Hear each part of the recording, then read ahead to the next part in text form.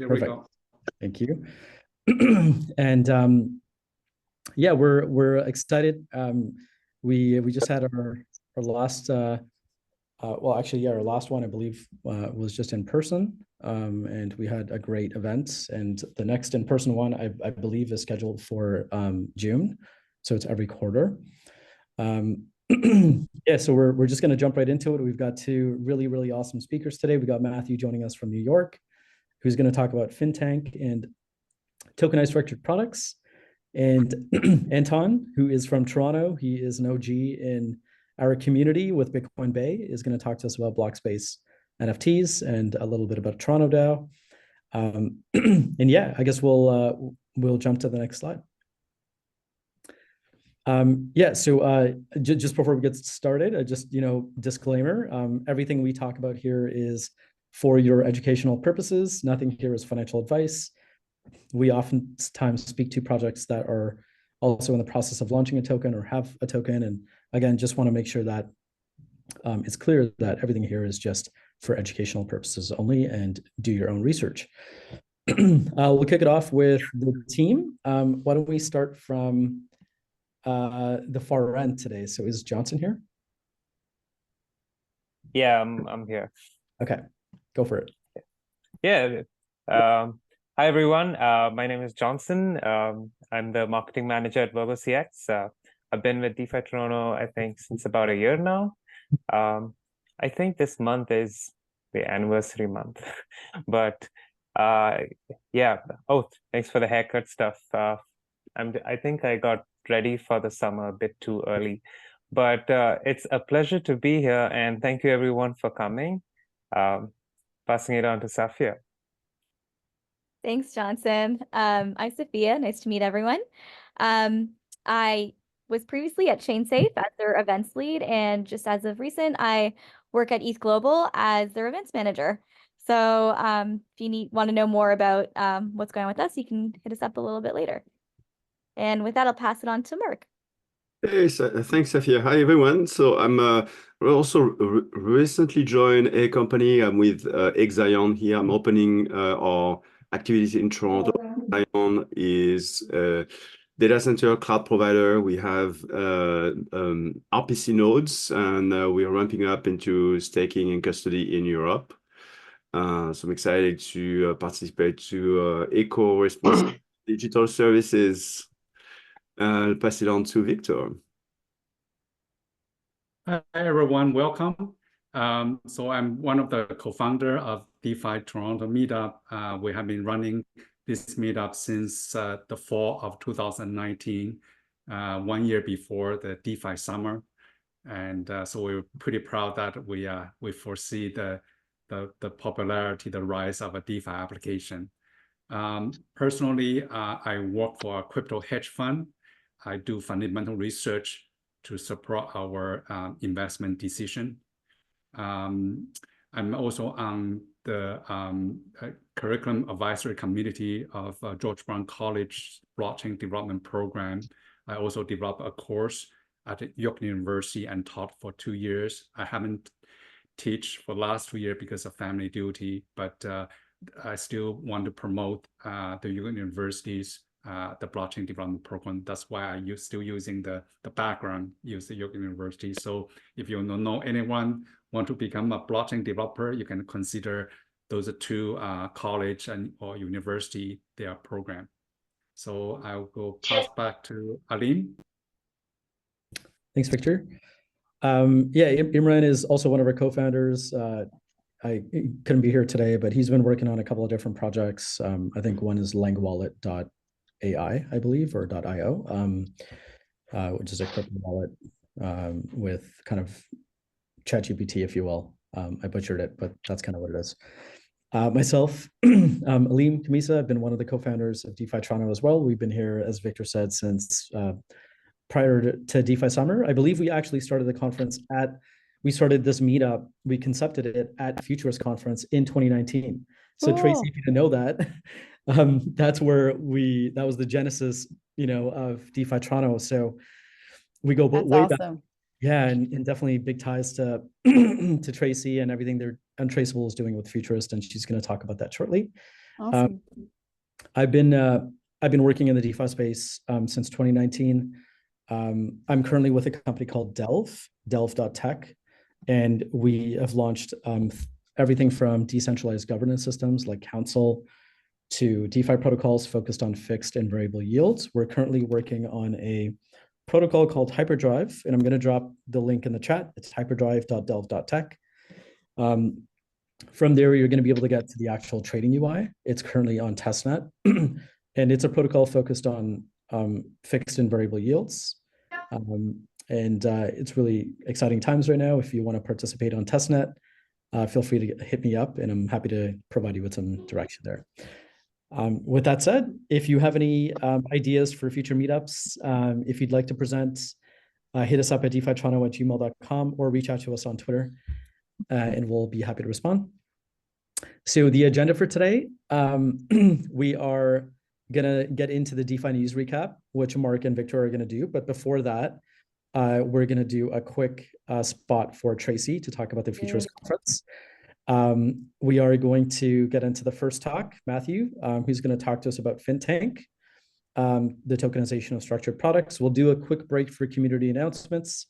If anyone has anything to share, any new projects they're working on, if you're looking for people to join your company, your project, if you're looking for fundraising, if you're just want to present it and kind of give people an early access to your beta or something like that, feel free to chime in. Or even if you're doing any research in the DeFi space, we'd love to hear from you. And then we'll get into our last talk from Antoine, who is a Toronto OG with Bitcoin Bay, who's going to talk to us about block space NFTs, ordinals, and runes. So with that, I will we'll get to the next slide, and I will hand it off to Tracy. Awesome. Thanks, guys, so much. It's so nice to see so many familiar faces and big supporters in the space. Oh, I think echo. Is anyone else getting echo? Okay. I'm here to talk about Blockchain Futures Conference. If you haven't been yet, it is Canada's largest Web3 event. We put it on 6 years ago, and it has turned to almost 7,500 people. We also run, click the next slide. We also run ETH Toronto. Click. Oh, never mind. So I have 2 slides there. We also run ETH Toronto and ETH Women hackathons.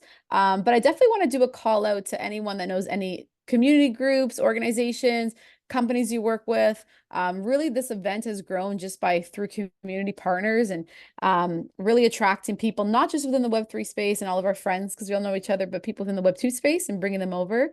And so if you guys do have any connections like that, feel free to, ping me or message me, as well as if you guys do have friends in the Web2 space that kind of always wanted to get involved at this conference, to let us know. We'll make sure they're on site.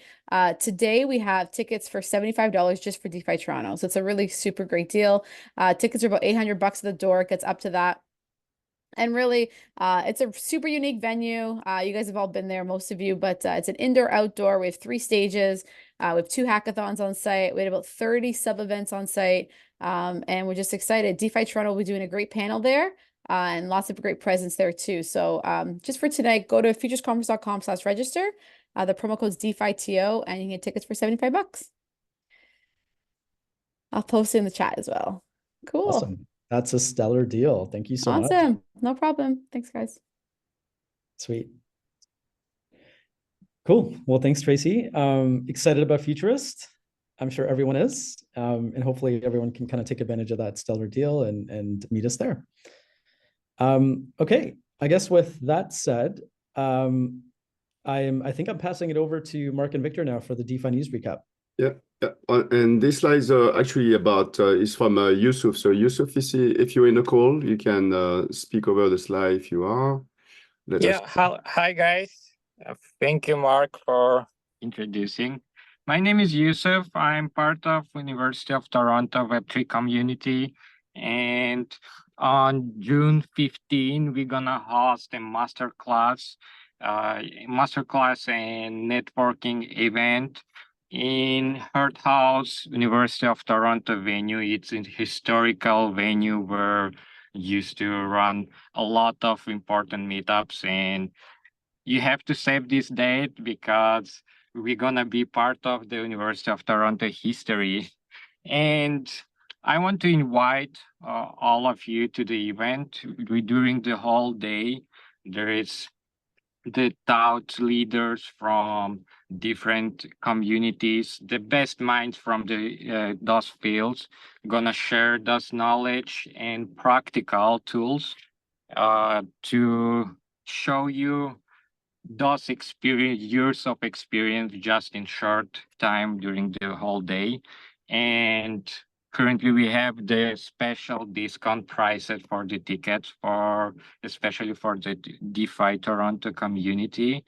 And yeah, you're welcome. We are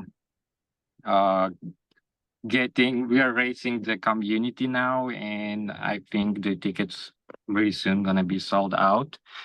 And join our chat as well, where we're sharing some tips, advanced of the market. Today I'm gonna share there, for example, a trading bot for backpack exchange. If you know, they launched, it's Solana based exchange, which launched the beta version of the exchange, and they're providing points if you're doing the trading value there.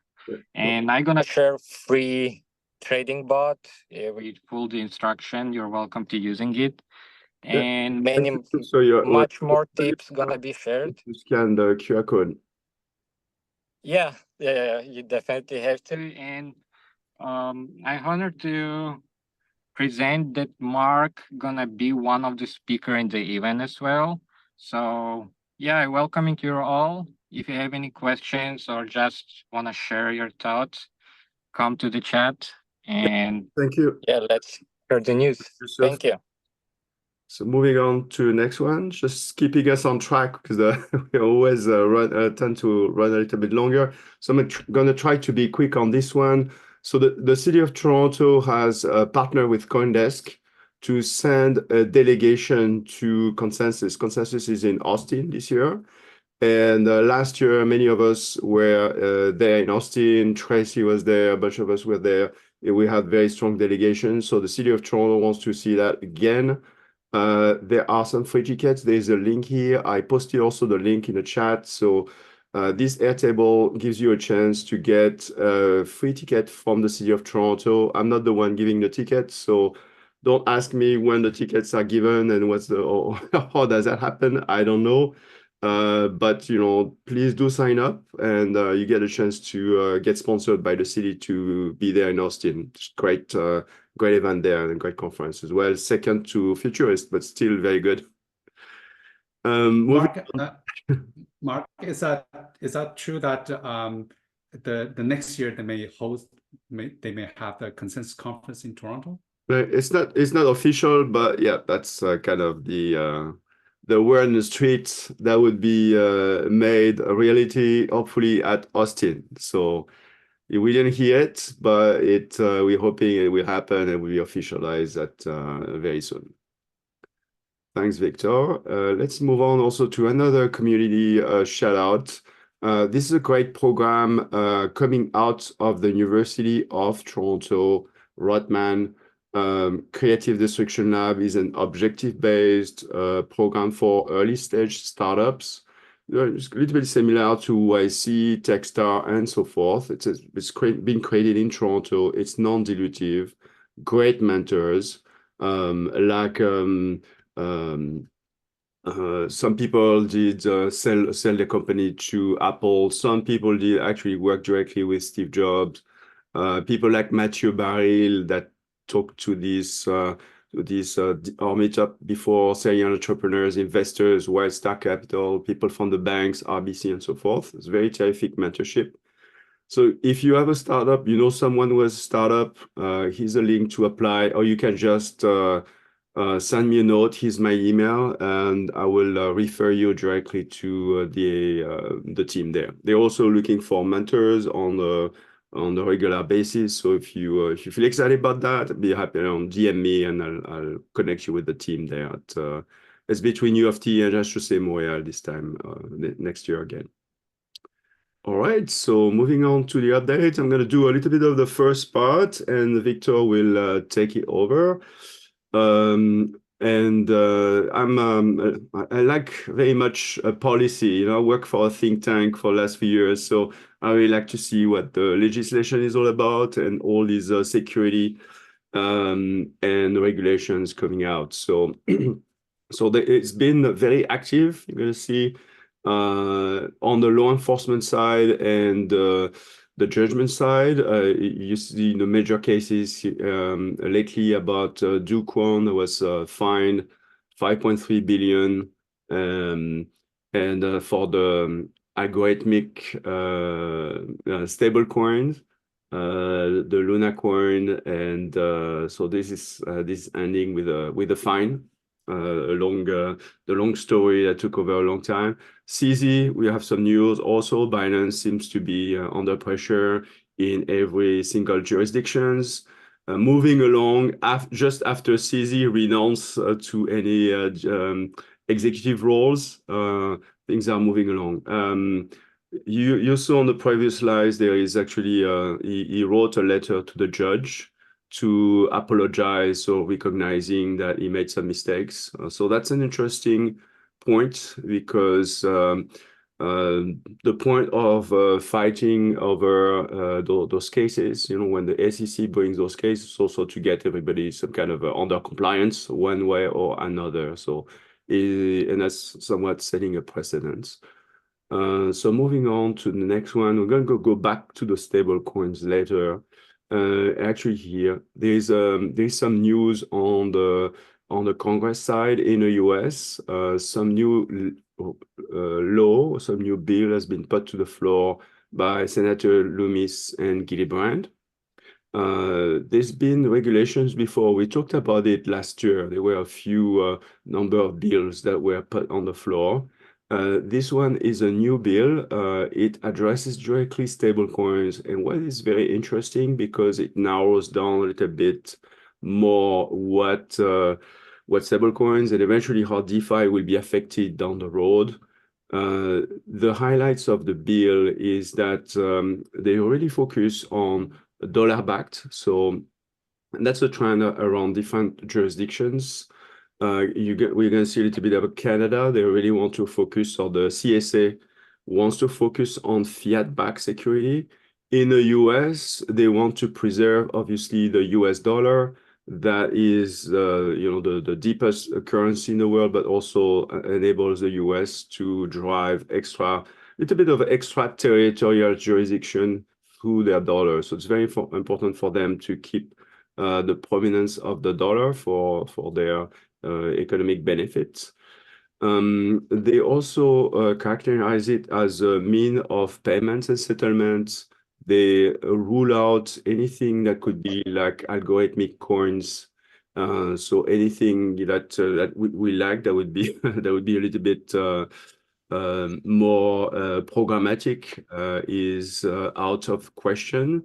It has to be associated with a reserve, so probably one-to-one kind of reserves. That's what we hear a lot. Interestingly, the chairman of the Senate Banking Committee has provided support to the bill, so that's interesting. Provided that it provides some guardrails to fight against financial crimes and money laundering. What's not contemplated in there is those algorithmic coins like MakerDAO, the DAI, and the foreign stable coins are not addressed. Obviously, if they're foreign, they would not be regulated by US law. So it leaves always a little bit of a space uncovered.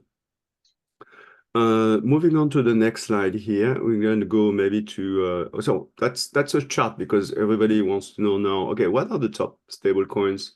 So you can see, actually, we talked about DAI. You can see the DAI is in the 4th position here by market cap. So still some point to notice. And earlier, when we prepped this call, we talked also a little bit about Ethena. That's ranking in the top 10 here. So we'll come back to this at another time. Now, if we look at stable coins in Canada, things are not very simple. Actually, there was a position taken by the CSA that stablecoin might be security in Canada. So that created a lot of resistance and discomfort, or certainly a disagreement as part of our community here, as we see more stablecoins as a mean of payment associated to fiat. So the CSA has put a staff notice, and they set a deadline, which is coming in 5 days, by which the crypto asset trading platforms, or CTP in short, they're supposed to get some kind of agreement with the CSA or delist stablecoins from their platform. I understand Coinbase got an exemption until October, but all the other ones, they joined together to complain or writing a letter to the CSA to reconsider, and that includes Kraken, Wealthsimple, WonderFi, and maybe some others with that. So meanwhile, in Europe, I mean, you have obviously the stablecoins, the payment system, very much well defined. Mika talks about e-money, although there are also some confusions because in different texts they're talking about e-money versus crypto. I mean, there's some kind of confusion even in the letter of the law. So things are not that simple, but we won't go into that. At least not today. One great point that was made by Fred Pye actually on the panel a couple of weeks ago at an event at Digital ABC in Ottawa, where the crypto community met with staff from the government of Canada, from the CRA to the Department of Finance. There was some great discussions there. And Fred made that interesting comparison between the traveler's check, which I mean, if you're old enough, you might remember using some American Express traveler's check if you would go to another country and pay for hotel, and so you feel very, very happy not to have cash on you, but have this paper that's a little bit safer and would provide you security, safety, comfort when you travel.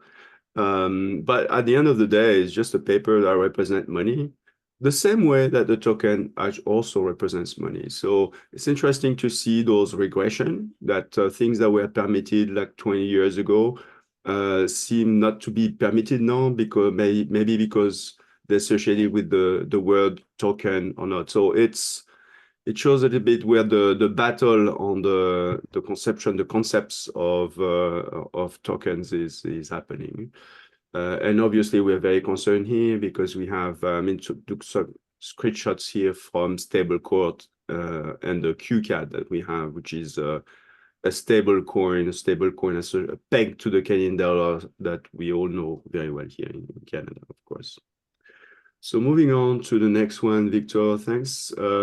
So the SEC, as you followed, as you've been following a little bit the adventure with us here or in the news, the SEC has been trying to regulate by suing actually companies, and they seem to have gone too far, because one of the Judge Robert Shelby from Federal District Court reversed one of the decision. He actually found that the arguments were appalling, that they were false declarations and lack of evidence.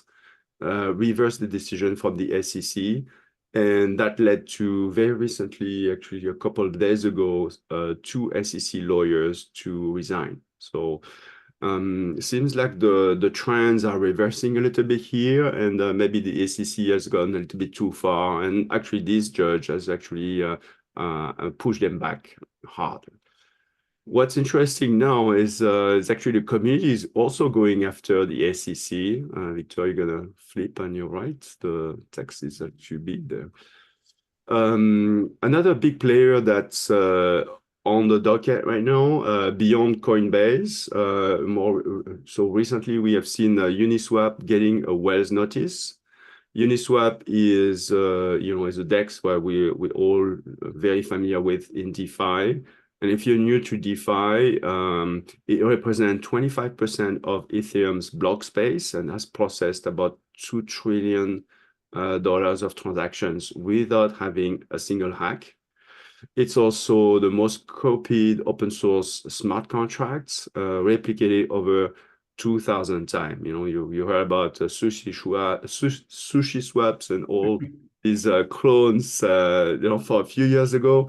That was actually funny. That was kind of the meme. There was a meme contract before the meme coins. You know, it was a kind of meme AMM smart contracts. Anyway, so what's a Wells notice? It's notifications by the SEC that they might actually bring you to court. And that gives you a chance to respond by giving some arguments that hopefully won't prevent, you know, maybe the SEC to take you to court. So moving on. To keep things very simple, because I'm not a lawyer and we don't have the time to go, you know, through the entire thing. But what's interesting to hear or be aware of are the arguments that Uniswap is putting forward, and you're going to find them here on the little bit of the URL I'll put at the bottom here, which is basically you can find it if you go on the Uniswap website.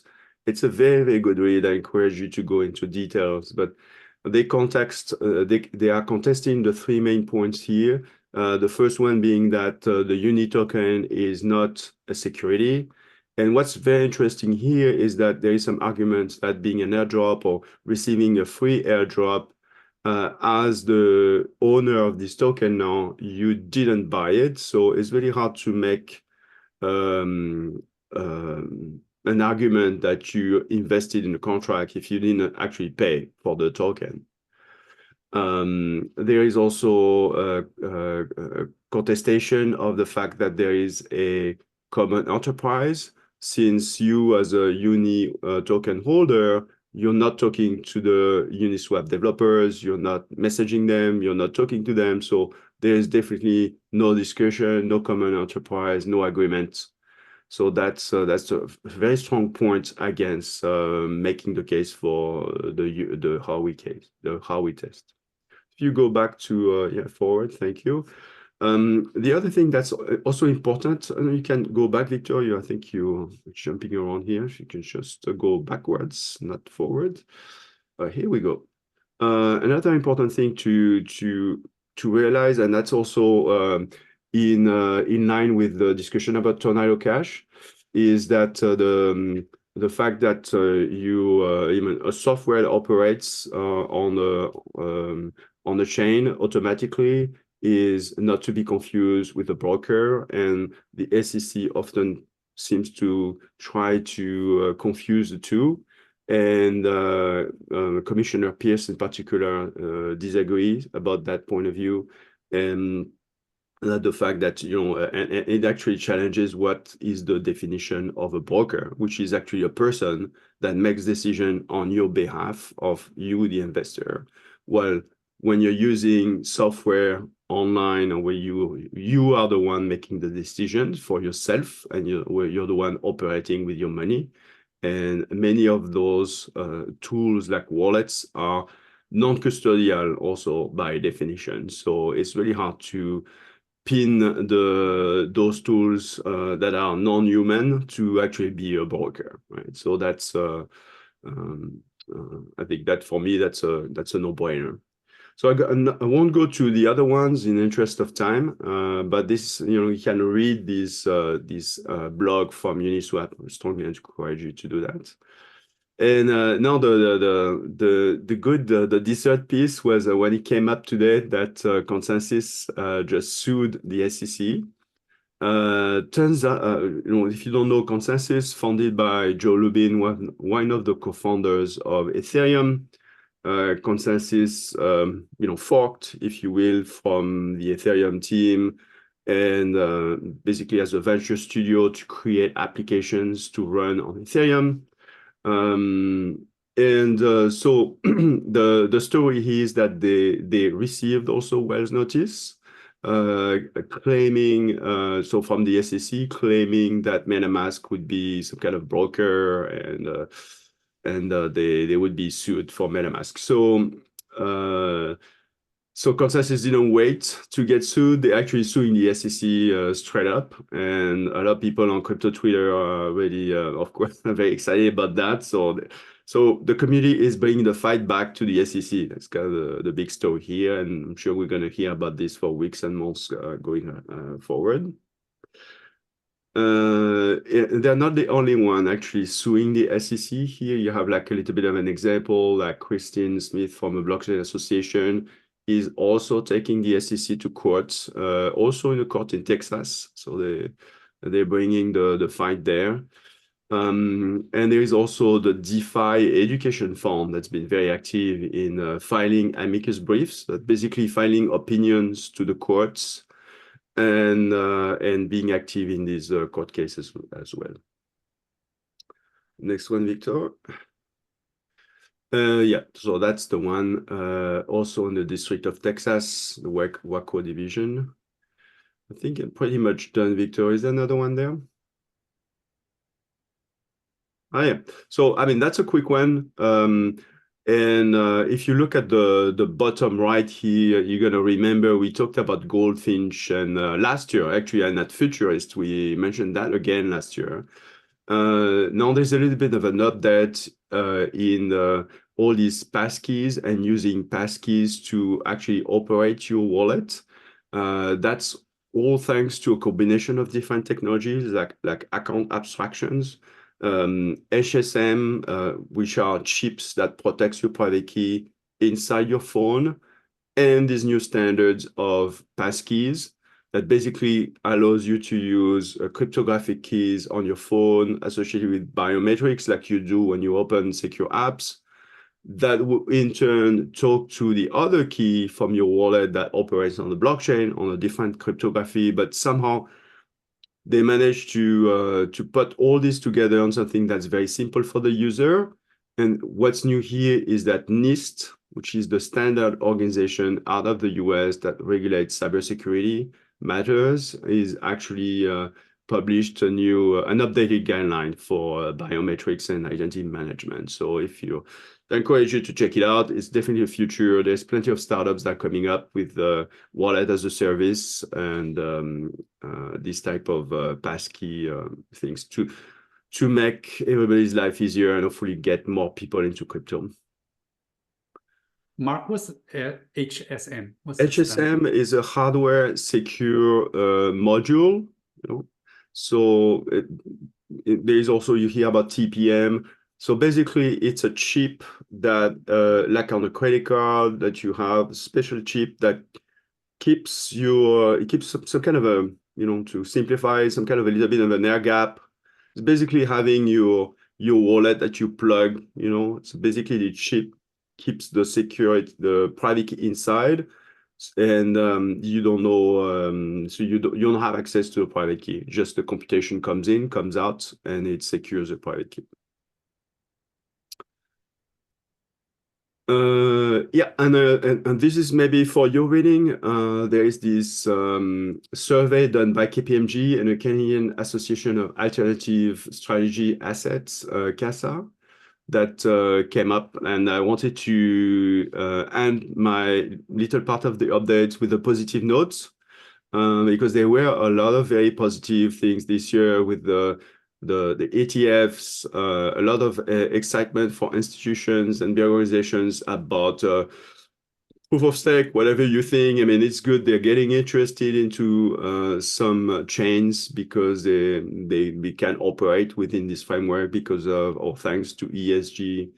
And there's also a lot more investors that have, even investors that have less funds, like the small investors are coming in and they're growing really fast. So there's a lot of good news, and I encourage you to check out this survey. That's definitely, I think, I'm pretty sure you would feel it, that it is all going in the right direction. And the floor is yours, Victor. Thank you. Thank you, Mark. So I'll move on to the second part of the DeFi news recap. Well, the big news of this month is definitely the Bitcoin halving. As you know, it happened in April 20th. So basically, the block reward has cut by half. from 6.25 cut by half, 3 point something. And so why this is big deal? Well, it is a big deal and it is not. It is not a big deal because the reduction in the block reward in the absolute term is actually quite small. So the Bitcoin, new Bitcoin issuance rate will cutting from 1.7% annualized rate to 0.8%. So it's a small change. However, it is a big deal because Bitcoin miner rely on block reward. Majority of the revenue is rely on Bitcoin's block reward. So you basically cut 40 to 50% of the revenue away from Bitcoin miners. So it has an implication, as you know, that Bitcoin miner provides security for the network. So you're cutting their revenue is like Ottawa cutting the national defense budget by 50%. So it is going to be have impact on the network. So let's take a look of what would happen to the revenue. So this chart, the yellow line represent the percentage of the revenue minus revenue come from the transaction fee. So the rest is come from the block reward. As you can see, this yellow bar is that the miner's transaction fees only count very small percentage, somewhere between 5% to 10% on average. And the rest of them are block reward. So you suddenly cut them by half. Then that means that the token, the miner transaction reward has to go up. So the question is that what would that mean for the mining and the network hash rate? So imagine that if you have a mining facility that you have a high cost, then cutting the block reward may make your mining farm become unprofitable. You may end up have to leave. So then the hash rate, the network hash rate may drop.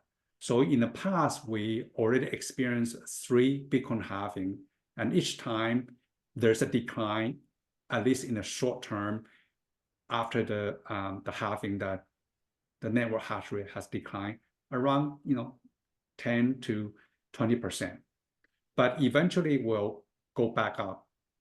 Well, how is that be possible? If you just told me that the miner become unprofitable, they might leave. Well, there's two things. As the miner leave, the network hash rate drop. That means the average mining block time will be increased to over 10 minutes. The target is 10 minutes. So if that's the case, the network automatically adjusts the difficulty to bring down the block time back to 10 minutes. So you will lower the difficulty level, and then some of the non-unprofitable mining farm could become profitable because it requires less hashing power. The other reason is that over time, the technology improves. The Bitcoin miner will buy new hardware or find a cheaper energy source to make their operation more profitable at a lower cost. Then they can come back to develop a new mining farm to join the network. How about pricing? What would happen to the price after the halving? Well, historically, each time after halving, the price has went up significantly, as you can see from this chart. The red line is the first halving, the blue line is second halving, and the third one is the green line. So each time you see there's an increase roughly within 12 to 24 months, it will keep rising until the next peak. But critics will say that you are drawing too much conclusion from only 3 data points. We only have 3 halving. It could be just coincidence. Another counter argument is that you see that in 2011, the price spiked, but there's no halving happened before. So how could you draw that conclusion? So statistically speaking, it is not, you cannot draw that conclusion. But rationally speaking, does it make sense? Logically, maybe, you reduce the marginal supply. If the demand remain the same, then the price would go up. So in theory, so we will see over the next 12 to 24 months to see what happened to the Bitcoin price. Here, I want to show you something is interesting. It was introduced, the concept was introduced by a website called Token Terminal.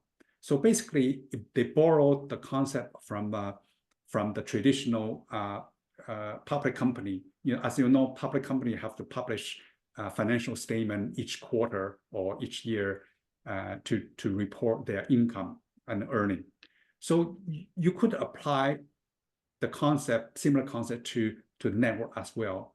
So you can think about revenue and expenses, and the difference become the profit or loss. So for a network, public network, the revenue is what the network received.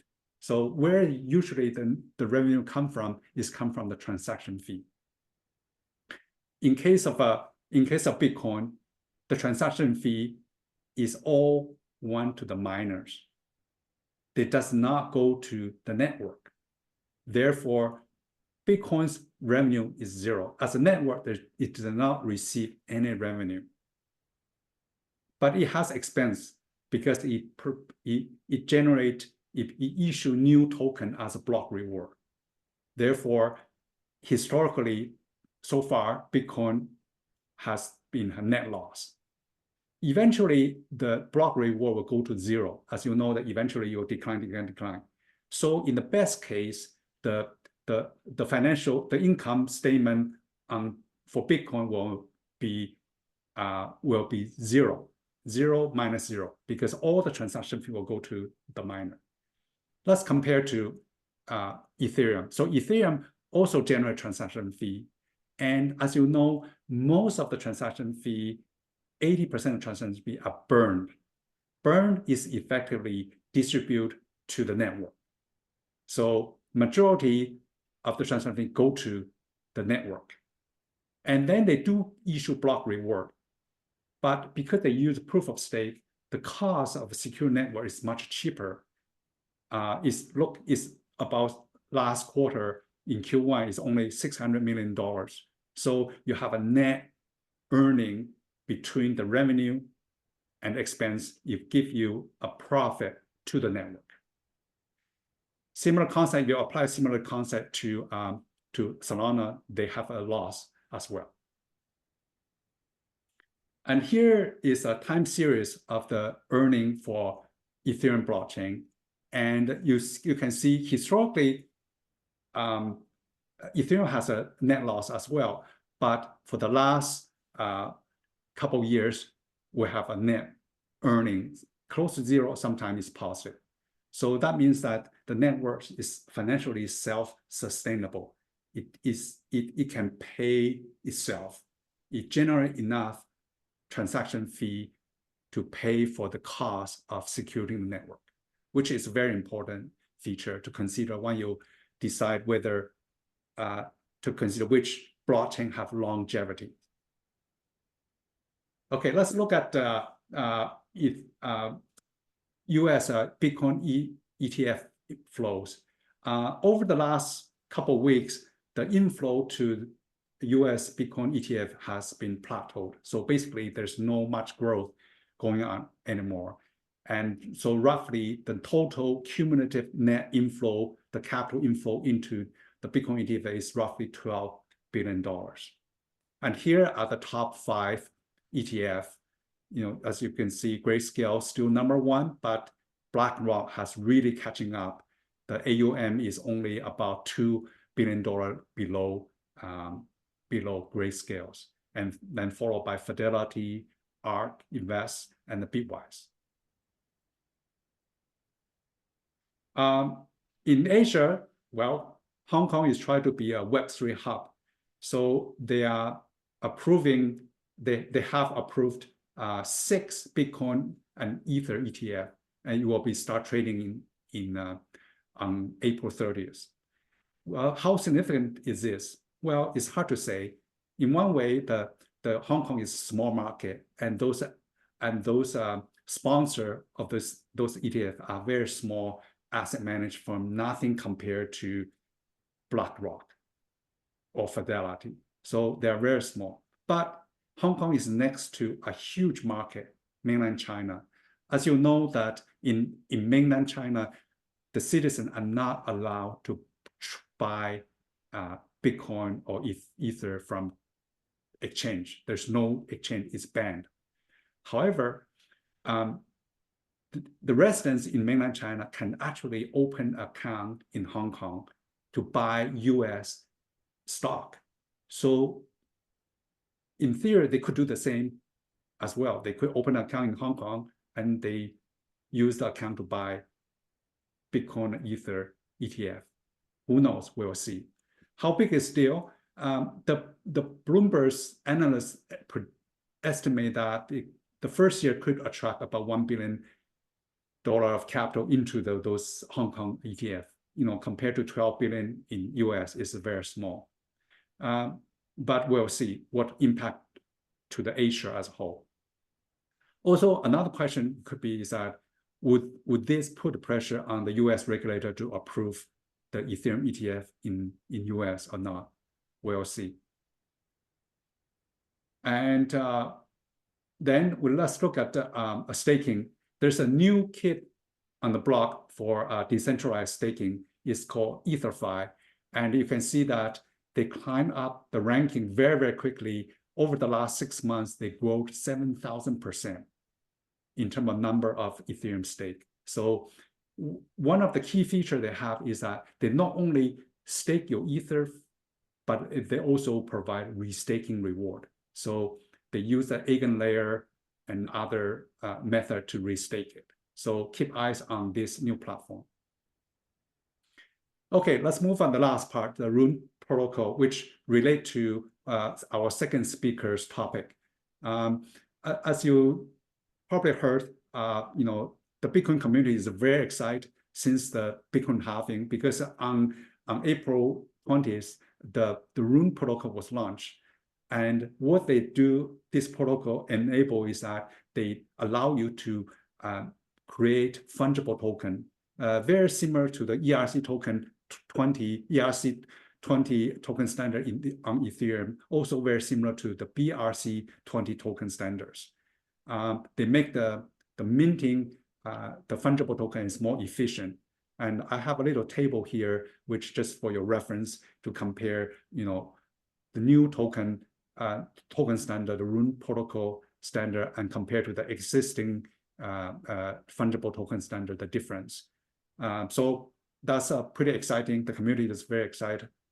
And you can see from this chart, it shows the number of the token, number of the transaction fee come from the Rune protocol minting process.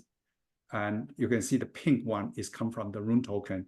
They pay a lot of transaction fee, spike up a lot. So there's a lot of excitement among the community. And also, because everyone trying to mint the new Rune token, they also drive up the transaction fee. You see that on the day of the launch, the transaction fee, average transaction fee will shoot up to $128 on that day. It has come down quite a bit, but you can show the demand for this block space. And finally is that, so far the Rune protocol has been used to mint coin, is become a more collectible, more meme coin narrative. The question is that can this protocol be used to do something beyond meme coin? So we're looking forward to hear from our second speaker, Antoine, talk about what he's speaking about his topic, maybe we'll get some answer from the developer like him. And even the author of the Room protocol was skeptical whether the protocol will be used for any serious token, but it's too early to tell. Never underestimate the open source blockchain, open source community, what it can do with the technology. So keep our mind open to see what happened. Okay, so that's the end of our DeFi news recap. So we're just going to take a 1 or 2 minute break just to do community announcements. So sure, yeah. If anyone that's participating, that's here right now, if you'd like to just share like any updates around any projects you're working on, any events that are happening, or any updates for the community, feel free to do that. We have a couple of minutes right now. So just feel free to unmute and chime in.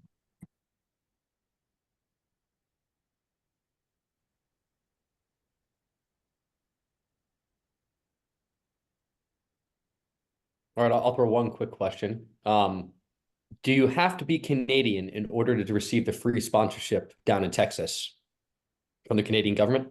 Going back to Mark. Yeah, is Mark there? Maybe he's not. I mean, I think I can answer that question. My guess is probably. Yeah, I think you Okay. do have to be Canadian. There's a Canadian delegation that's being put forth by both the municipality of Toronto as well as I believe the federal government, and it's specifically for Canadians. But I'm sorry. No, it's dude. I'm in Arizona, so Texas is not that far for me. But that's Okay. awesome. Okay, makes sense. Well, are you planning to be there, Eric? Yes, that's as of right now. We plan to be there. We're just rolling out our company, so it's like, right in the it's right in that interesting space. Okay, cool, awesome. Well, if you're down there, we'll definitely see you there. I guess I could do the first update since it's been pretty quiet. So I mentioned Hyperdrive at the beginning, and Hyperdrive is again a protocol for fixed and variable rates. It's currently on the Sepolia testnet on Ethereum. We'll be launching to mainnet probably in about a month, maybe about a month and a bit. It's looking like potentially end of May or beginning of June. It could be a little bit after that. We're just completing our 5th and final audit at the current moment. If anyone is interested in playing around, testing it out, hit me up. I'll drop a link to the Twitter thread that kind of walks you through how to participate. We've already had well over 2,000 wallets, so unique users on on testnet. Yeah, we're excited for some really amazing integrations that are going to be happening very soon after testnet launches, well, after mainnet launch as well. So hit me up if you'd like some more information. I'll drop a link in the chat here. Is there going to be any points or token drops? There is it's an incentivized testnet. There is a motivator program. If you go to Element DAO, if you go to the forums, you'll be able to see that program, and Element DAO's Twitter has also tweeted about it as well. So yes. Sweet.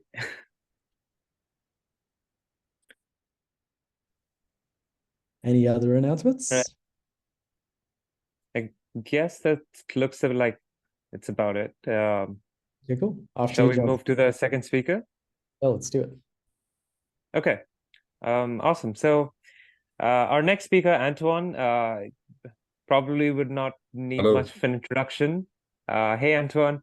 Antoine is a blockchain developer and cryptocurrency entrepreneur. He's got a start with Bitcoin Bay, with Bitcoin actually in 2011.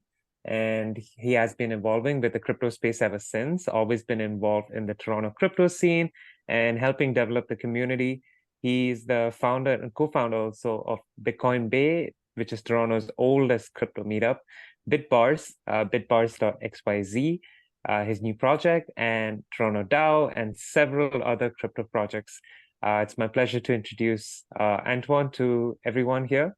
Antoine, you there? Take it away. Yep, I'm here. So Yeah, so I guess I'm not going to talk like a whole lot about DeFi today. I don't really have a lot to say about DeFi. But a lot of people are interested in ordinals and runes and the different tokens, BRC20s. Some of you already know about it. But if anyone wants to ask me questions or even debate me halfway through my talk, that's fine by me. Yeah, let's see if I can share my screen. Yeah, so I don't know how basic to go, but yeah, basically ordinals are just protocol, a meta protocol on top of Bitcoin, which indexes all of the Satoshi numbers. So there's 21 million Bitcoin and 100 million Satoshis per Bitcoin. So that's 2.1 quadrillion Satoshis. And each of the Satoshis gets a number in order from 0 until basically 2 quadrillion, 999 trillion, 999 billion, and so on. So this whole thing is managed by this program here. Hold on, where is it? How come I can't click there?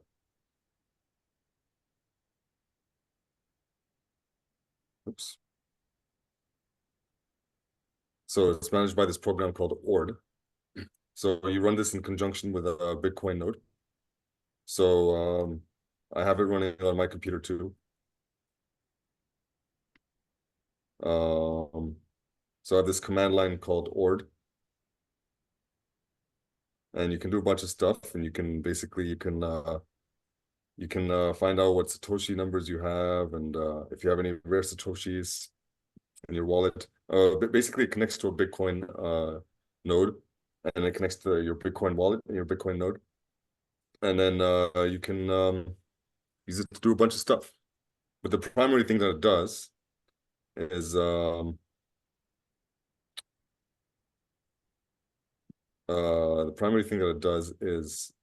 it indexes all of the Satoshis, right? So it goes through your node and it counts all the Satoshis from 0 to 21 quadrillion, or however much the supply is right now. It's like 1.9 quadrillion Satoshis or something. That's 19 million Bitcoin. And that's if there's any transaction that happens, it'll just follow them, and you'll know which Satoshis are in your wallet.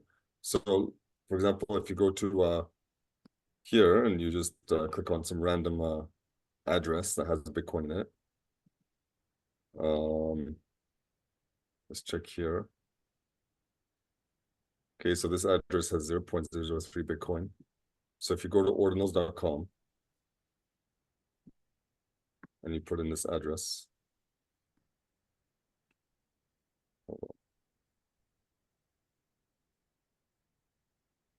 this isn't working. Sorry, this is it's like Zoom is blocking my mouse. 1 sec. There we go. Oh, never mind. That's by sat. Anyways, if you can click on an address here. So if you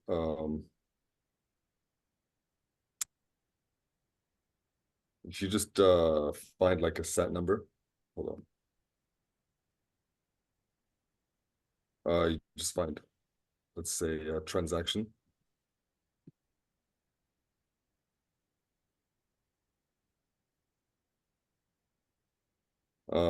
You can see what sat numbers participated in that transaction. So this transaction had 2 inputs and a whole bunch of outputs. 1001 outputs. So let's just click on, let's say, one of the outputs. And you should be able to see the sats here somewhere. Okay, right.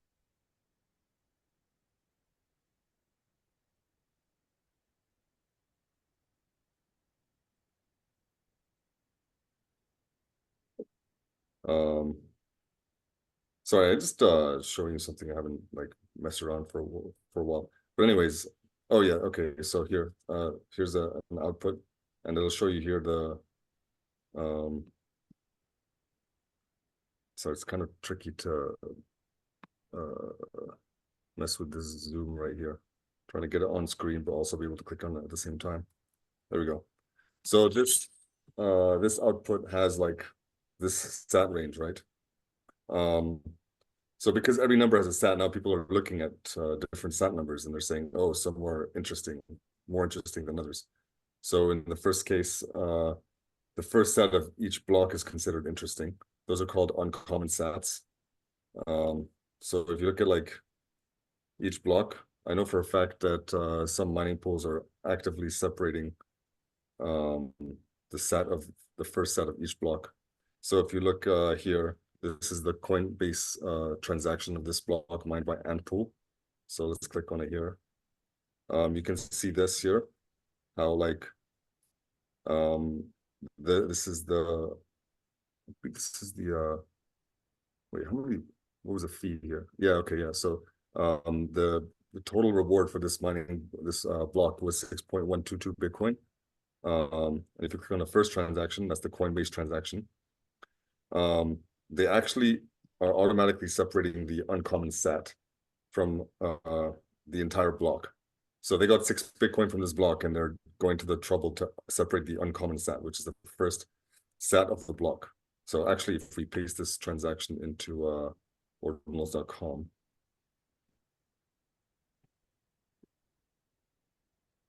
and see the outputs here. It's the first output here, which should be the uncommon sat. And you see the sat range here. You can see that the sat ends in a lot of zeros. That's because it's the first sat of the block. And even if we track where this is going, so this sat was sent to this address here. You can see that there's a lot of sats here that were sent from Coinbase transaction, like Coinbase transaction after Coinbase transaction. That's every time Antpools are mining a block, they're taking an uncommon sat and sending it to this address here. And if we go to like say subting.io, where you can track rare sats, and I put in this address, you can see that this address holds 2,422 rare sats. That means that Antpool recently mined 2,422 blocks and put all the rare sats from each of these blocks from into this address. So this address holds like, let's say 1 sat from 2,400 blocks. And the reason they're doing that is because people are paying money just to get their hands on these rare sats. And the reason I'm telling you about rare sats is because it's sort of the foundational thing behind ordinals, right? So ordinals are because all the Satoshis go in order. And it turns, so it's really like a lot more to do with NFTs than DeFi, because it basically makes like some Satoshis more valuable than others, therefore non-fungible. So you can kind of think of ordinals as a Bitcoin NFT platform, and it makes some sats more valuable than others. So that's pretty much the fundamentals of it. Question, Antoine. Yeah. What make ordinal more valuable than other? Is because what you the word ordinals refers to the fact that all of the sats are like numbered in order. So when you say an ordinal, there's not really anything such as an ordinal. When people say ordinals, what they're referring to, I'll get into that next. You can go over, if you want to understand the fundamentals of ordinals, you should read this Ordinal Theory Handbook, which is on ordinals.com, and it'll explain everything. So what you're probably thinking of is inscriptions. Now everybody says when they say ordinals, what they're actually talking about is inscriptions. And that's when you take a rare sat and you put a file on Bitcoin and you say this file is now associated with this sat, and that's an inscription. You put the file on main chain. So technically, when you inscribe a file onto a sat, that sat now becomes a special sat. It becomes like a non-fungible special sat because it represents something. It represents a file that you paid to put on the blockchain on Bitcoin. And Bitcoin has expensive transaction fees, so you can only do that so many times. So it's rather a rare thing, relatively speaking, because there's 2.1 quadrillion sats, but there can never be like, you know, more than like, let's say, a few 100 million inscriptions or something like that, or maybe a couple billion or something, because the block space will just simply never allow for it, unless they expand the block space, but that's a whole different conversation. But the thing to understand is it's indexing all the satoshis, and it's tracking which satoshis have which numbers, and also which satoshis have inscriptions on them. And but all of that is happening off chain inside this program. So it's all off chain, but it's all 100% independently verifiable because it's indexed against Bitcoin node. And the Bitcoin node is all the main chain stuff. So you put on some logs on the main chain, but then you index it off chain. And then you basically get all the Satoshi numbers. So all these sat numbers, like here, this sat number here, these sat numbers, these are all stored inside the Ord indexer, not on Bitcoin main chain. And but the file here, this image, this inscription, the file is stored on the Bitcoin main chain. So on Ethereum, a lot of NFTs, the token ID is stored on chain, but the file is stored off chain. So it's kind of like the other way around. Does the inscription make that particular Satoshi more valuable, or is the position, yes, the number make the order make the sats more valuable? It could be both. The inscription will definitely make it more valuable because most Satoshis just don't have any inscription on them because there's so many. But the number also makes it valuable. But also you can have a cool number that also has an inscription as well. And that's when like there's some collections that are inscribed on rare sets. Here, I can also, to help with understanding, show you the rare sat marketplace as well. I spend like a little bit of time on rare sats because rare sats are really fundamental to how ordinals work, you know. Not saying that rare sats are like cool or not. I think they're cool, but regardless, if you want to understand ordinals, you have to understand what rare sats are and the idea behind rare sats. That's the fundamental to get a fundamental understanding of how ordinals work, or what they are really. So yeah, you can see there's a marketplace here. These are uncommon sats. So you saw that every block and pool is separating the uncommon sat. So they're earning like 3 to 6 Bitcoin per block, but the uncommon sats right now are only selling for like 80 bucks or something. So it's still kind of cheap compared to the Bitcoin, but I think they're going to go up over time. But then other than uncommon sats, you also have rares, which are the first set of every difficulty adjustment. Epic, which is the first set of every halvening. One was actually mined recently, and it sold for 33 Bitcoin. It was mined by via BTC. Actually, we can take a look at block 840,000. We look at here.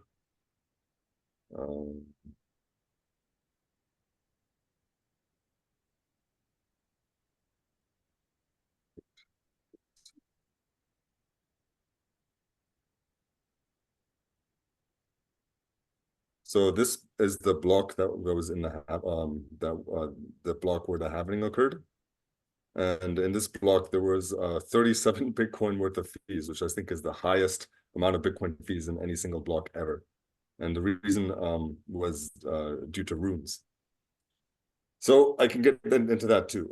Like we barely even touched inscriptions, but if you understand rare stats, you can understand that an inscription is just like a file that's associated with a sat, and that happens inside this ordinals indexer here. So I'm running the ordinals indexer here. You don't see much, but basically I had to run it from block 0 to all the way to the current block. And yeah, so so we can talk about runes. First of all, I just want to show you guys also my project, which is also interesting for a different reason.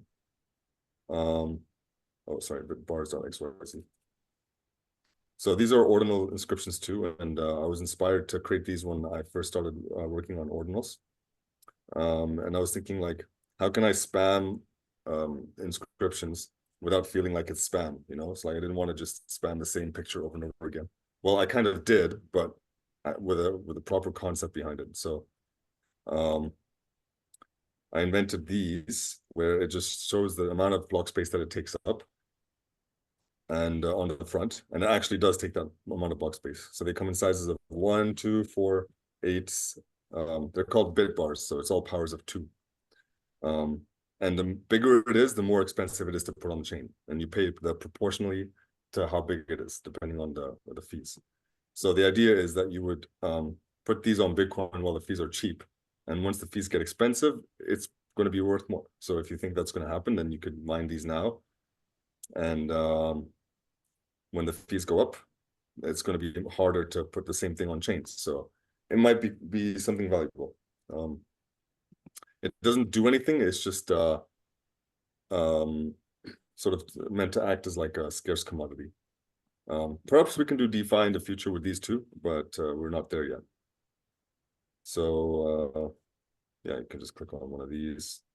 And I call these I call these block space NFTs. And the idea is they just take up a certain amount of block space, and they're like precisely measured. So like maybe you could use it for collateral in DeFi or something like that. Let me just click on one of these things.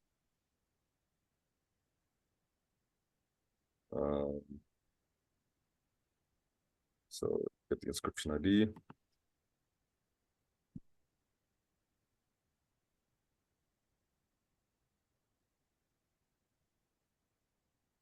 Then is that the ID? Oh, what happened here?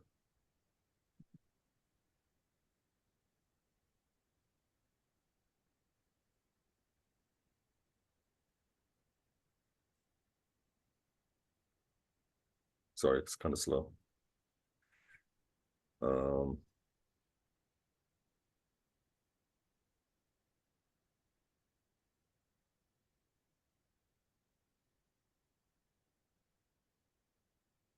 Yeah, screen sharing makes it a little bit slow. Sorry about that.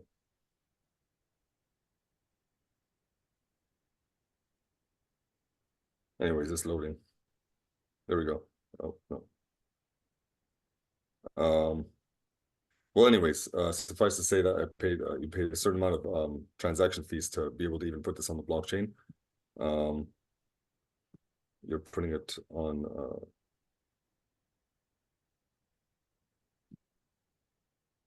no, didn't copy. It's this thing here. That's the inscription ID.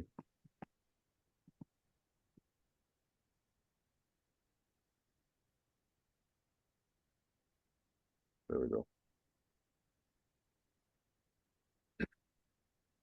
Or I could just use my local Ord server that I'm running. That should work too. I don't know why my internet is so slow. Oh, 80, sorry, not 80. So I also have essentially a copy of ordinals.com running on my computer that's connecting to my Bitcoin node that I'm also running. Should be super fast. I don't know why it's not. At least it's. Yeah. What's the maximum files limit for each inscription? So the theoretical maximum is 4 megabytes. Is like one block, the whole entire block, and there's some people who have done that. But the mempool size limit that you can get to the regular mempool is 400 kilobytes. So it's kind of hard to make an inscription that's larger than 400 kilobytes. You have to work directly with a miner. And I'm trying to do that. I actually managed to get in touch with some miners to create large inscriptions. And I'm working on that. I actually made a deal with Antpool to inscribe a 4 megabyte bit bar. Right now, there's only like 10 different 4 megabyte or 11 4 megabyte ordinals. So maybe we'll be number 12, fingers crossed. But it's usually being done by other mining pools, but we'll be the first ones to actually create a 4 megabyte inscription with Antpool. They haven't done it yet, and they have to update their software to allow it. So it's taking a little bit of time. Here you can see 8 kilobytes is exactly 8,192 bytes. It's 1,024 times 8. So it's like a precisely measured block space NFT of exactly 8 kilobytes, and it says 8 kilobytes. So it's not like trying to be artistic or anything. It's just trying to be a measure of value, and the measure of value is measuring value in kilobytes of Bitcoin block space. So I like to think that I created a new measurement of value, which is the value of Bitcoin block space as measured in kilobytes.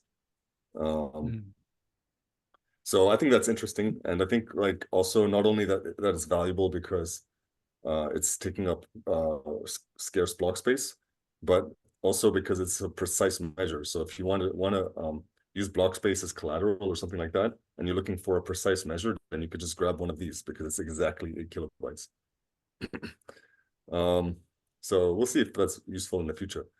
There might be some things that are built to maybe use it for like DeFi collateral, like I said. Yeah, so that's Bitbars. I think the concept is kind of straightforward. I'm surprised. I've never seen anyone do this before, and I'm surprised that like it took until 2023 for anyone to think of this. If I'm wrong, like if you've seen this and somewhere else, let me know. Have you gained much adoption for this? No, not really yet. We've gotten some people very excited about it, and like some large Ordinal creators, they want to help us do a sale and stuff of our original Genesis Bitbars. So we were like, I was very early, and we actually managed to create one of the few sub 100K collections. That's for one of the first 100,000 Ordinals that have ever existed. But we actually created 1,000 inscriptions sub 100K. So there's only like 2 or 3 collections that are sub 100K that are 1,000 or more inscriptions. So we have a very special collection. I think people will get excited over it, but we haven't been very good with marketing, but we're getting help.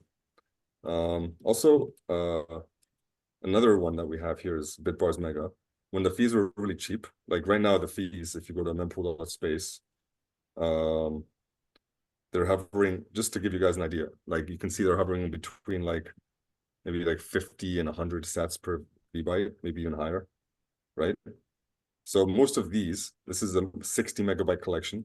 So if you add all these 1,000 Bitbars inside the Bitbars Mega collection, it would add up to about 60 megabytes. Sorry, it's hard to see. They're mostly inscribed at like 2 sats per VByte. So let's say 50 times cheaper than the current fees. So that means that if I paid like, that's maybe 0.5 Bitcoin or something to inscribe this entire collection, today I would be paying 25 Bitcoin for the same thing. And like asking the fees to come back down to this level is like quite difficult now. Even though it was only maybe 6 months ago. Like if you go back to block 840,000, you can even see that Rune Mania was starting here, and after block 840,000, these were some of the highest fees Bitcoin has ever seen. So like 37 Bitcoin was made in fees in this one block, and that's not even counting over the OTC deals that were made, because I know people were trying to make OTC deals just to get into block 840K with different miners. But then after that, fees even skyrocketed into the 2,000, even close to the 3,000 sats per VByte. So 29 Bitcoin in this block alone. These are the highest fees I've ever seen on Bitcoin. I think these are Bitcoin's highest fees ever. And now the fees have come down significantly since then, but they're still quite high compared to like previous blocks. Like let's say we go to like 820K or something. Well, that one's high too. But you can find probably periods of low fees. Okay, so on block 800,000, these fees are like 5-6 cents per VByte. That's what Bitcoin used to be. And if you go all the way back, I mean, that's not even that long ago, but back to like block 200K or something. 12 years ago, well, the blocks weren't even full. So you could do Bitcoin transactions for free back then. And in the future, who knows, like these fees where we're saying it's all-time high fees, these fees could be like the new normal at a certain point, right? So when I said I inscribed bit bars at like 2 sats per VByte, we could be talking like it would be thousands of times as expensive, not in dollar terms, but thousands of times the amount of Bitcoin you would need to inscribe the same size file. Yeah, let's just click on one of these. So not only in dollar terms would it be thousands of times as expensive, but in Bitcoin terms. And if you imagine that the price of Bitcoin will go up, you can just multiply that as well. So yeah, we'll start selling these at some point soon. But also we need to make a minting app so people can choose when they want to mint new bit bars if they think the fees are low at that time. So let's I just want to show you guys one thing real quick. Oh, you know, actually, I could just click on this guy here. So if I just take the transaction hash here and put it here, you can see that this 8 kilobyte bit bar costs 73 cents at a fee rate of 1.21 sats per VB. So recently we saw literally fee rates that are 100 times higher, so 121 sats per VB. So this 70 cents, 3 cents, or 2,600 sats would have cost $73 or 260,000 sats for the exact same thing. Yeah, well, that's all I have to say about bit bars. I can talk about rooms too if you want me to. But if anyone has any questions or comments, I'd love to hear. Maybe people want to know how to mint bit bars. That sounds interesting, Antoine. Yeah, we need to make a minting app so everybody can do it. And just to clarify, this is only available with Bitcoin right now, right? Yeah, actually, we made some on Litecoin too. It's actually a whole other. So if we go to chicken market, it's a funny name. Everyone know the Litecoin chicken meme? You have to be around like in 2014 to know that one.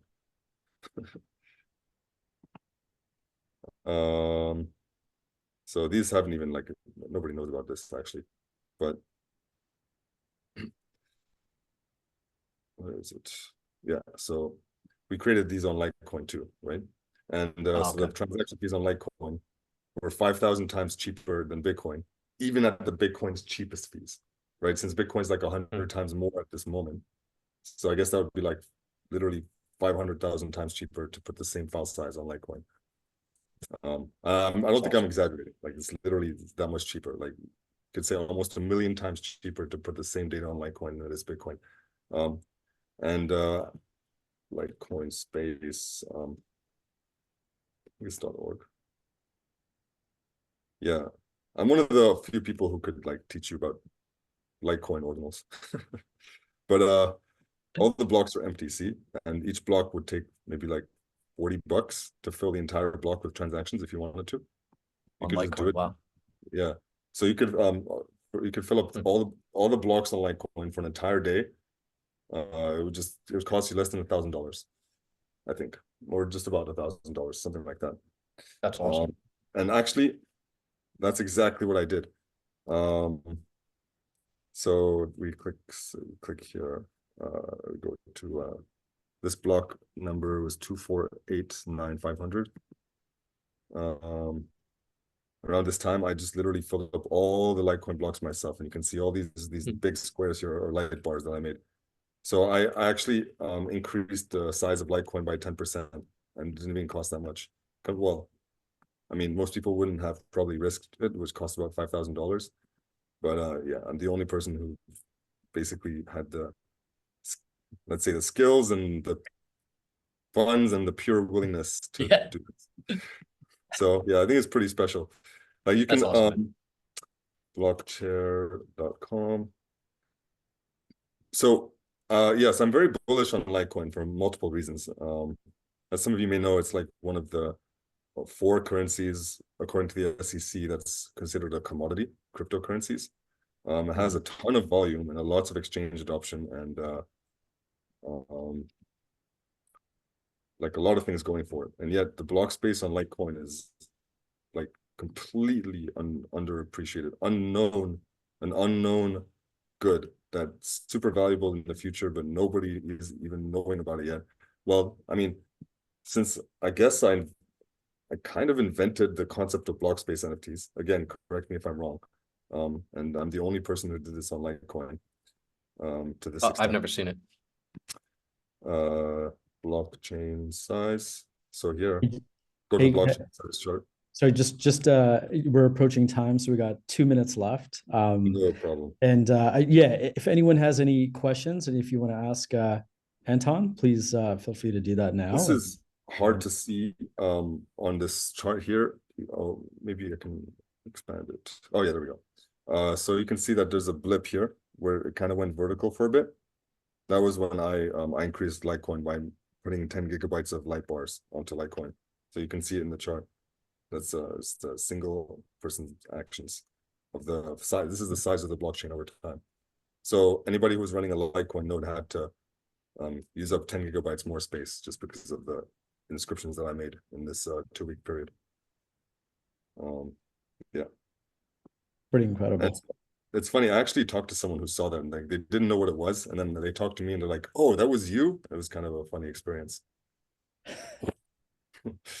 But anyways, we didn't even get to talk about runes, but maybe I've just asked you, I have some question about rune and ordinal. Maybe we can just use that to end. Well, runes are. I'll just say one thing real quick. Runes as well as BRC20 tokens.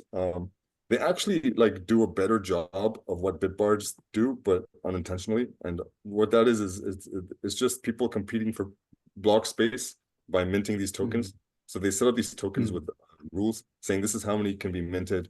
Here's the mint amount, and if it reaches the supply cap, then nobody else can mint anymore. So then people are just competing over themselves to pay higher transaction fees to mint these tokens. And each mint transaction takes up a small amount of block space. But if you have enough, it just fills up the entire blocks. And that's why the fees went so high recently, because of these runes, people minting. It's just all taking up block space. Yeah, I mean, there might be like 5-10 other things, protocols on Bitcoin that are invented that take up block space. I'm pretty sure the fees at some point will just go sky high. I think the fees on Litecoin will go sky high too, but slower and but still, regardless. Yeah, and most of these runes are just like meme tokens right now. But they're giving them. The thing is, the transaction fees go up. If the transaction fees go up, then the miners are going to put more money into mining power, and the hash rate's going to go up. So indirectly, all these ordinals and runes things are actually increasing the security of the network by providing incentive for miners to do more hash rate. So yeah, that makes sense. A question to you, Antoine. You really know these things inside out, and you're building stuff on top of it. So it's amazing. So for Ordinal, because it's non-fungible, so each unique has some inscriptions and the order numbers different. It's all based so on set numbers. That's the thing to keep in mind. Is everything is a set. So if you want to import an inscription, you have to own that little particular piece of it. Yeah. For rune, because it's a fungible token, you can issue identical token. So what made rune token have value? What makes runes tokens have value? Yeah. I mean, this right now it's just literally people thinking other people think it has value, and you can look at the names here and they're all meme coins. That's in the Right. beginning. I don't know, maybe in the future it'll be different. Probably will. But right now it's just so like if you heard of BRC20 tokens, it's quite similar to that, just maybe a little bit more of a smoother user experience, which makes a difference. But the mechanics of the minting is not that different from BRC20 tokens. It's just basically you set up some mint rules. You can mint them all to yourself if you want, or you just say like whoever is the first come first serve, they just do a mint, which you can go and you can do it right here. You see these. You just pick your ticker. You install Xverse wallet or Unisat wallet. You put some Bitcoin in, and then you just say I want to mint, and then the transactions go. When the transaction confirms, if it hasn't minted out yet, then you'll receive that token. And once you've received the token, then you can go to like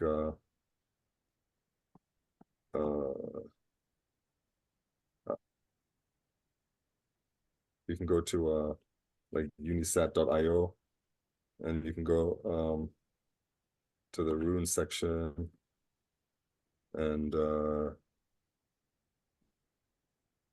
where's the marketplace here? Rune's marketplace, and then you can go trade it here. And the way the marketplace works, and it's a whole other like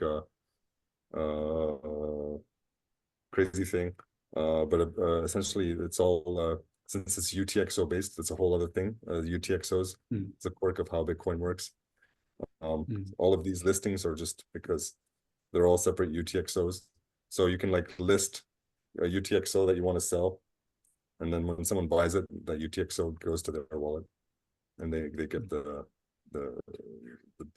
Rune balance from that sale. Does the name like go to moon? Does the name itself go to the moon is the name of this. Sorry. Yeah, the name is sort of the meme value of the name right now. Yeah. So like if people like it, people like dogs. Everyone thinks dogs go to the moon, right? Because dog tokens are, just everybody loves dogs, I guess. Does the order? I understand each Rune token also has an order number. Oh yeah, there's you can see that here. Where is it? Yeah, if you click on a rune, where's, I don't know. There's each rune has the number, which is the number of runes that were created before it. So rune number, here it is, the number, yeah. So this one is rune number 1, right? Uncommon goods is rune number 2. Satoshi Nakamoto was the 6th rune that was ever created. And to get these low numbers, that's why everybody wanted to be in block 840,000, the halving block, because that's when it was decided that rune should launch. So everybody was trying to get into that. And anybody who didn't get in the block, they can get one of those low numbers. And I guess so the smaller the number, the more valuable it is. Yeah, that's one of the variables behind the value, I suppose. I see. Does Rune allow you have inscription? No, so runes works a little bit different from inscriptions. And runes, they don't actually they're not based on sats, unlike ordinals. So runes is not but it was created by the creators of ordinals, and you can do runes in the command line. So if I want to mint a rune, it looks like this. I just go ord wallet mint rune, and then the name of the rune. So let's choose one of these runes here, titanium Cheetos, and then I have to put a fee rate, and to know the fee rate I have to check like what the current fee rate is. So like let's say I put 60, it should get in the next block. Fee rate 60. That should be it. And then, so I just sent a transaction to mint some titanium Cheetos. And that's all there is to it. Like minting runes, it's not complicated. That's literally all there is to it. And also like, yeah, I mean, just reach out to me if you want to mint some runes, let me know. And I guess I'll put my Telegram in a chat or something if you want to mint some runes or something like, or ordinals or anything like that. So, oh yeah, so we're gonna take this transaction of minting the room, and then you can see here what the transaction looks like. This is a transaction right here. So you can see here.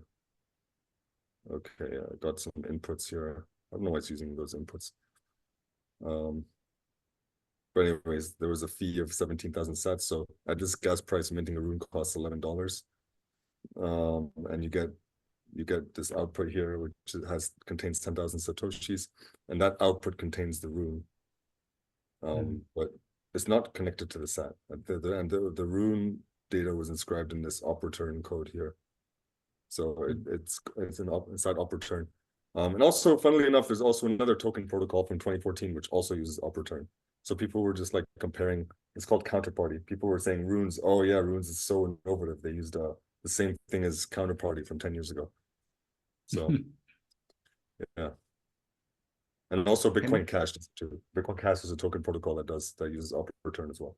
It's called a simple ledger protocol, or SLP. So do you, Antoine, do you see this protocol, rune protocol, can use for anything beyond meme coin?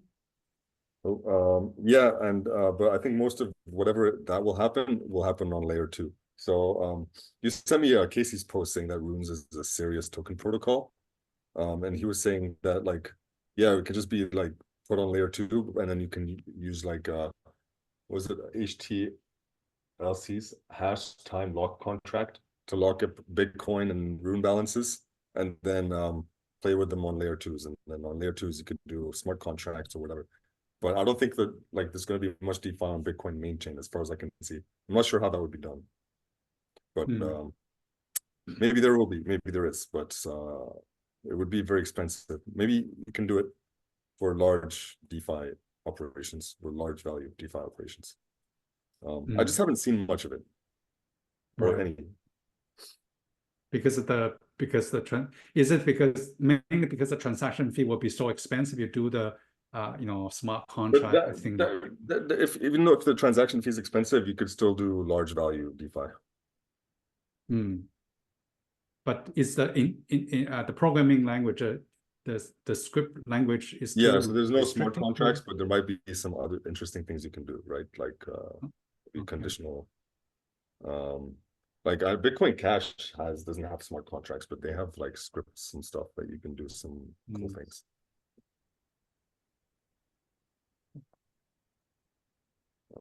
So it's definitely possible, but I just haven't seen much of it on main chain. I've only seen things on like rootstock on layer 2s and stuff. Okay, so you basically say that it's possible and have some other use case, but so far you have not seen it. Well, speaking of DeFi specifically, yeah. NFTs on the other hand, like Ordinal is essentially an NFT platform, and people are going crazy with NFTs on Bitcoin now. So, and that's all on me. Yeah. Okay. Okay, we're a little bit over time. Well, 30 minutes over time. Any other last question for Antoine? Okay, so look like that's all. Thank you so much, Antoine, for sharing your experience as a developer in this interesting space. I really appreciate you give us a little firsthand demo how to do it. Jonathan, do you have anything else to last word? No, I mean, that's it. Like, I think Antoine's dropped his Telegram chat in case like people want to reach out to talk about inscriptions or runes, or to like inscribe whatever images they want onto the Bitcoin blockchain, or even Litecoin. So that's pretty awesome, and I'm glad we could have this presentation. I know myself that thank you for coming, Antoine. I don't get invited to speak that often. It's slowly starting to happen, but thank you. No, but this was really helpful. Yeah. Like since it's recording, and I was just thinking that, I'll definitely play this back just to see all those websites to kind of like understand everything. It's really Oh, helpful. sure, yeah. And if people want to in touch with you, how could they do that? I put my Telegram handle in the chat. Okay, great. You can feel free to message. And beside BitBar, are you working on any interesting project? Yeah, I'm working on Ucash. We are making just a clone of Ethereum for the blockchain. It's we created the token in 2018. So yeah, that's coming. Ucash. Ucash. Yeah, we did. We're pretty successful in 2018 for a very limited period of time. We were actually. Do you have a website I can share? Do you have a website? Yeah, but the website, I think it's down at the moment. It's just we're just upgrading some stuff. Okay. Yeah, but I will be able to share it very, very soon. Okay, thank you. Yeah, the website's down, but you can look it up online. Like we made some waves in 2018. We were like on number 24 on CoinMarketCap for like one day. But yeah.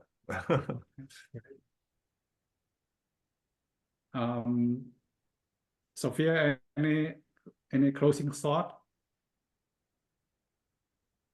No, these are great conversations and great presentations. So thank you both, or to both of our speakers, for coming out today and just talking to the DeFi Toronto community. And then I guess our next event is next month. So Victor, if you want to talk a little bit about that.